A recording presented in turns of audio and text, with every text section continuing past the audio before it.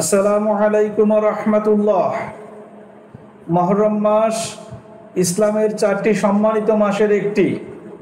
আল্লাহ সুবহানাহু ওয়া তাআলা কুরআনুল কারীমে বলেন, নিশ্চয়ই আল্লাহর নিকট মাসের সংখ্যা 12টি, এর মধ্যে 4টি সম্মানিত। সূরা তাওবা। এটি আত্মশুদ্ধি, তাকওয়া ও স্মরণের মাস। মুহররমের 10ম দিন আশুরা, এটি এক ইতিহাসগর্ভ দিন।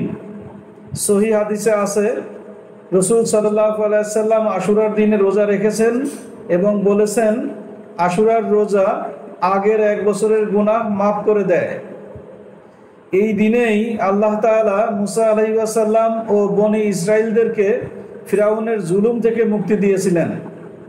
ইতিহাস ভিত্তিক ও আসারে সাহাবা হিসেবে বর্ণিত, এই দিনেই হযরত নূহ আলাইহিস সালামের কিস্তি জুদি পর্বতে অবতরণ করে।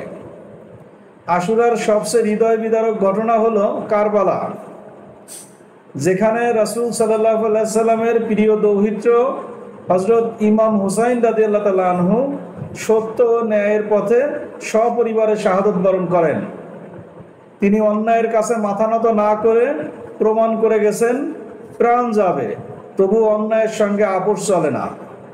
আল্লাহ আমাদের সেই পথেই পরিচালিত করুন, আমিন।